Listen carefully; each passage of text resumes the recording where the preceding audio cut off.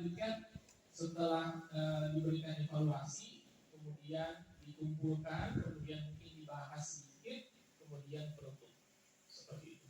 Kemudian yang kedua, Ibu Sri Handayani, ini topiknya kalimat fakta dan opini. Perbandingan analogi dan antonim sinonim. Berarti yang tadi itu yang sebelumnya ya. Yang pertama salam, yang kedua doa, yang ketiga absensi, yang keempat kesepakatan kelas, yang kelima menyampaikan materi, kemudian di sela-sela itu diselingi dengan ice breaking tadi yang menjumlahkan itu. Tapi saya pasti yakin Bapak Ibu bingung gitu ya, kok kenapa dua, kenapa enam, ini bagaimana aturannya bumi itu bulat, bagaimana maksudnya?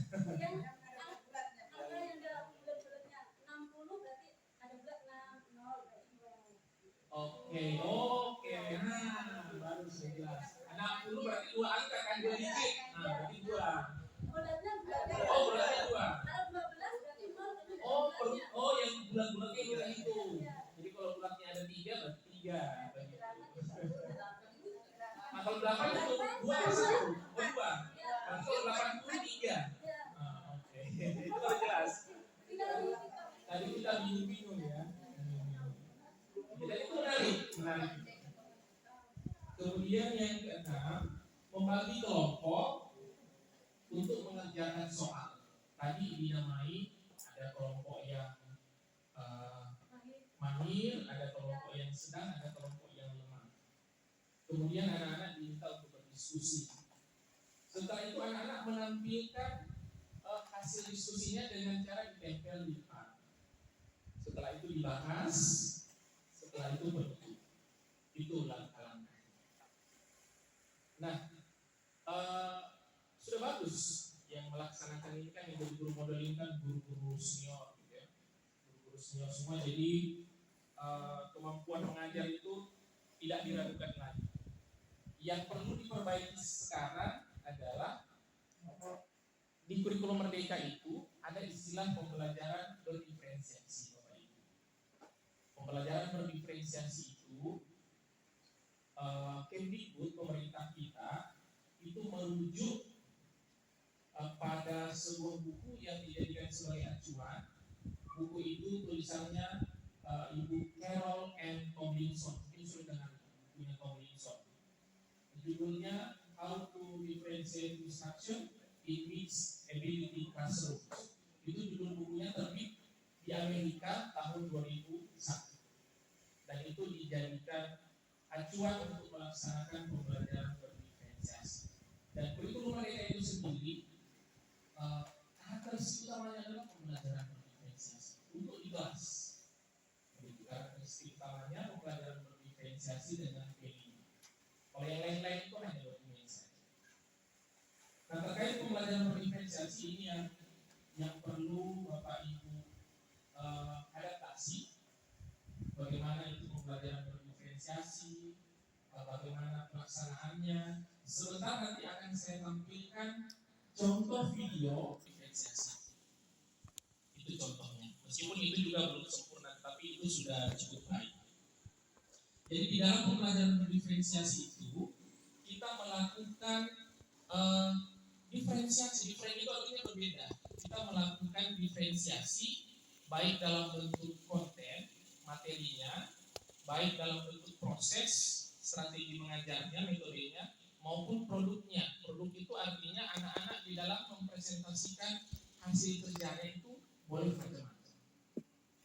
Tetapi kita tidak harus melaksanakan ketiganya secara bersama. Tidak harus, tergantung kondisi kelas. Gitu. Yang pertama, diferensiasi konten materi. Kenapa kita harus membedakan? Sebelum kita melakukan diferensiasi ini kan teorinya kita harus melakukan asesmen awal atau asesmen diagnostik. Kemarin kita menggunakan asesmen diagnostik, tetapi sekarang kita lebih banyak menggunakan asesmen awal. Sama saja maksudnya, cuma kalau asesmen diagnostik kan kesannya terlalu kedokteran, itu terlalu ilmiah gitu. Makanya kita gunakan saja asesmen awal sekarang.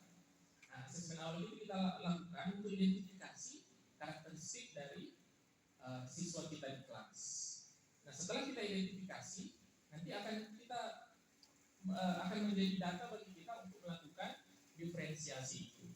Misalkan kita lakukan diferensiasi konten, materi, karena ternyata anak-anak kita di dalam kelas itu beda gaya belajarnya. Misalkan ada gaya belajar visual. Visual itu adalah anak-anak yang baru dia bisa paham, baru dia enak belajar ketika ada yang dia lihat, visualisasi. Baik itu gambar, video, kalau ada yang dia lihat di matanya. Kalau hanya dijelasin, dia bingung. Mana ya maksudnya? Nah, itu anak visual, harus ada yang di matanya gitu. Jadi kita harus visualisasi. Itu gaya belajar visual. Yang kedua, ada anak-anak auditori. Anak-anak auditori ini lebih senang kalau telinganya gitu. Dia dijelaskan, dikasih tahu, diceritakan. Nah, itu dia lebih senang. Oh begitu. Anak-anak seperti ini biasanya kalau dengar lagu itu cepat hafal. 2-3 kali dengar lagu dia langsung hafal. Gitu. Karena dia kuat telinganya gitu, anak-anak auditori. Kemudian yang ketiga, gaya belajar kinestetik. Kinestetik ini artinya anak-anak yang nggak bisa tenang, dia nggak bisa disuruh duduk siap, nggak bergerak-gerak belajar itu nggak bisa dia. Dia itu harus dia sentuh gitu. Gitu ya. Dia harus pokoknya inderanya itu tangannya, matanya, mulutnya, pokoknya harus ada dia gerak gitu, dia sentuh, dia apa gitu. Itu ada anak-anak seperti itu. Nggak bisa dia diam hanya membayangkan, itu nggak bisa. Dia harus sentuh, dia harus apa, jadi dia harus ada aktivitas. Itu anak-anak kinestetik. Nah itu kita lakukan kalau memang di dalam kelas itu ada 3 gaya belajar itu, kan tidak selamanya juga. Karena begini Bapak Ibu, gaya belajar itu kalau kita tes gaya belajar, sekarang udah banyak sekali tes gaya belajar. Nah, saya juga ada link, itu kita bisa langsung tes diri kita, kemudian akan keluar hasilnya dalam bentuk persentase. Setiap manusia itu pasti 3 gaya belajar itu ada, hanya persentasenya berbeda. Ada yang dominan, ada yang tidak. Misalkan saya 60% itu visual, kemudian 40 itu kinestetik dan 40 itu auditori. Nah kalau kayak gitu, itu berarti gaya belajarnya kita bisa kategorikan visual karena dia dominan 60% dominan. Ada anak-anak itu berbagi 3, ada 30% visual, 30% auditori, 30% itu kinestetik. Itu tidak ada yang dominan kalau seperti itu. Dan itu artinya dia bisa mana saja. Bisa mana saja. Jadi pembagian itu sangat tergantung dari kondisi anak-anak kita. Ketika gaya belajarnya itu mirip-mirip sama, kita nggak usah diferensiasi gaya belajarnya. Kita bisa membagi saja mereka berdasarkan pengetahuan awalnya. Seperti tadi Ibu Sri Handayani itu membagi anak-anak berdasarkan ada yang apa tadi? Unggul apa tadi? Cakap, sedang dengan kurang. Tetapi ada tetapinya Bapak Ibu. Kalau Bapak Ibu membagi anak-anak yang pintar-pintar cakap, yang sedang dengan yang kurang-kurang itu akan menimbulkan kesian itu anak-anak. Kita kok satu kelompok ini orang yang goblok semua ini. Itu akan pintar-pintar, itu akan menurunkan mentalnya. Bodoh ini. Nah, gitu. Jadi jangan. Kalaupun dibagi seperti itu, beri nama yang jangan cakap, sedang, lemah gitu. Misalkan kasih nama apa gitu. Nama yang lucu-lucu. Misalkan jeruk, ada grup mangga, ada grup ini, atau bisa juga dicampur. Jadi di satu grup itu, di situ ada pinternya, ada sedangnya, ada lemahnya. Begitu. Jadi jangan sampai melabel anak-anak ada cakap, sedang, dan lemah. Itu jangan. Kesian. Akan melemahkan, menjatuhkan mentalnya. Padahal kita tahu anak-anak itu sebenarnya tidak ada yang lemah, hanya saja memang daya tangkap itu beda-beda. Dan itu banyak faktor Bapak Ibu. Kan kecerdasan itu multi gitu, banyak. Kalau Gardner itu membagi kecerdasan ada 8 jenis. Ada yang kecerdasan matematis, orang yang pintar berhitungan. Ada kecerdasan seni. Kalau seni, wah dia pintar sekali. Dia dengar ini aja dia langsung bisa paham. Dia gitar, alat musik itu dia bisa paham.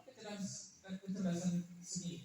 Ada kecerdasan linguistik. Kalau urusan bahasa, merangkai kata, membuat pantun, puisi, cepat dia. Coba bayangkan, nggak gampang itu bikin pantun, tapi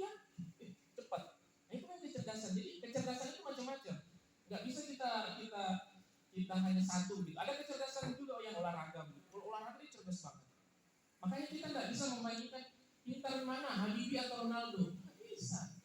Nggak bisa. Ronaldo itu pintar kalau main bola. Itu cerdas banget tuh. Dia lihat bola ke sana, dia udah tahu di mana dia harus berada. Dia tahu di mana yang arah mana yang harus ditendang supaya ngegol. Dan Habibie nggak bisa itu. Gitu. Jadi nggak bisa kita mengukur kecerdasan seperti itu. Gitu. Makanya anak-anak itu ya kita harus paham. Nggak boleh kita hanya mengukur satu item gitu. Jadi silahkan dibagi kelompok, terserah mau berdasarkan apa, berdasarkan gaya belajar atau berdasarkan pemahaman awalnya. Seperti itu. Kemudian tadi juga kita harus memberikan diferensiasi, misalkan materi ada yang berbeda. Karena misalkan tadi dibagi berdasarkan pengetahuan awal, ada yang cakap, sedang, rendah. Nah kalau bisa materinya itu berbeda dalam artian bukan berbeda topiknya, gitu, tapi isi materinya itu yang beda. Gitu. Jadi misalkan kalau yang cakap, mungkin materinya tinggal dikit aja, karena mereka jangan mudah paham, tapi materinya misalkan tinggal sekian.